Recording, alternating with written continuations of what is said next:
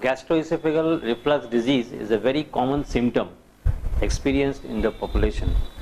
It is now seen that in about 30% of the patients, these symptoms of gastroesophageal reflux disease is experienced at some time or the other. The main symptom is heartburn.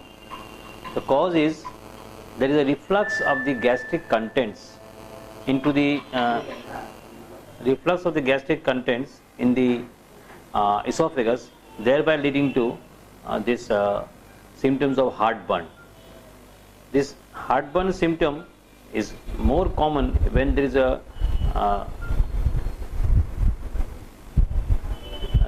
symptoms of late night taking meals or fatty meals or alcohol or even chocolate or in coffee.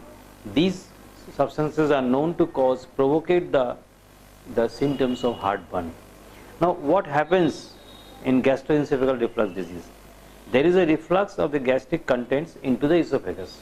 The gastric acid causing the reflux causes irritation in the esophagus. Normally, when there is an reflux of into the esophagus, there is a increased motility of the esophagus, thereby reducing the irritation of the gastric contents.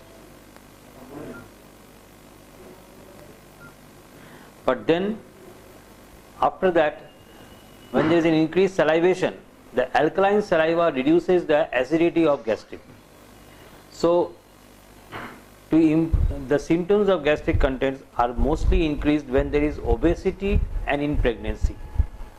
In obesity and pregnancy, due to increased intra-abdominal pressure, this gastric content has a tendency to provocate into the esophagus.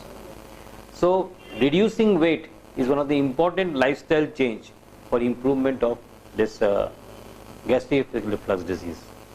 Besides this, patients experiencing these type of symptoms must take meals in a low amount and frequent meals. Less amount and frequent meal is the important one for them.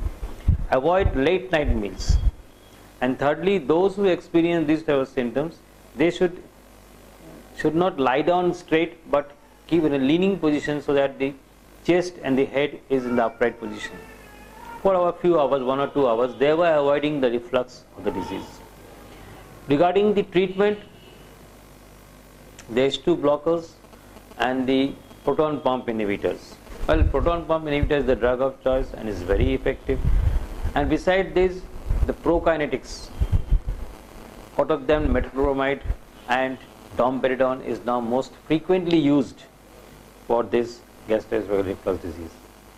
So, domperidone along with the proton pump inhibitor, if this combination is used, then there is a decrease in the symptoms of gastroesophageal reflux disease.